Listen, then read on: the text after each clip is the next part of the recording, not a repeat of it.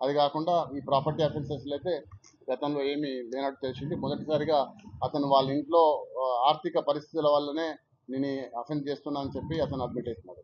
ఈ యొక్క టోటల్ కేసును ఛేదించి ఇంత మంచి సిన్సియర్ ఎఫర్ట్ చేసినందుకు మన డిఐ నరేందర్ రెడ్డి గారిని, అదేవిధంగా క్రైమ్ పార్టీకి సంబంధించిన కానిస్టేబుల్స్ను, జగదిరిగుట్ట ఇన్స్పెక్టర్ నరసింహ గారిని, మా డీసీపీ గారు, సిపి గారు ప్రత్యేకంగా అభినందించారు. ఎందుకంటే ఈ మధ్యకాలంలో కూడా వాళ్ళు చాలా ప్రాపర్టీ అఫెన్సెస్ను డిటెక్ట్ చేయడం జరిగింది.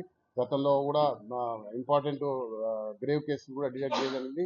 వాళ్ళకు ప్రత్యేకమైన అభినందనలు తెలియజేస్తూ వాళ్ళకు త్వరలో కూడా సిపి గారి ఆధ్వర్యంలో రివార్డ్స్ కూడా ప్రకటిస్తారు. 42 lakhs. ఇందులో ఒక అతను కరీంనగర్ డిస్ట్రిక్ట్ జగిత్యాల అతను, ఇంకొక అతను గోదావరి డిస్ట్రిక్ట్స్ ఇద్దరున్నారు. ఒక ఆయన కాకినాడ, ఒక ఆయన గుంటూరు.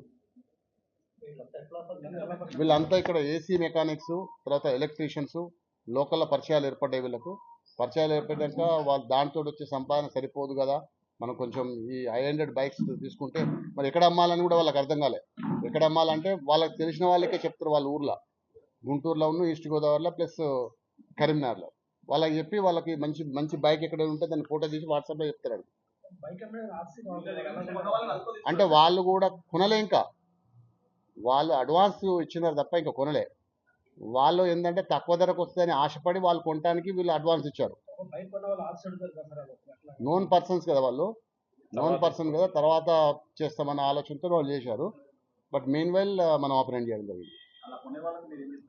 కొనే వాళ్ళు ఎవరు కూడా అన్లెస్ అంటిల్ లీగలైజ్డ్ డాక్యుమెంట్స్ ఉండి ప్రాపర్ పర్సన్ అమ్ముతే తప్ప ఈ తక్కువ ధరకు వస్తుందని ఎవరు కూడా మోసపోవద్దు. తక్కువ ధరకు వస్తుందని వెహికల్ కొనుక్కోవద్దు.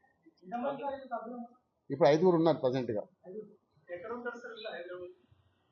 హైదరాబాద్లో. వీళ్ళు ప్రజెంట్గా ఉండేది ఒకడు కేపీహెచ్బిలో ఉంటారు, ఆల్విన్ కాలనీలో కొంతమంది ఉంటారు, కుకట్పల్లి ఏరియాలో కొంతమంది ఉంటారు.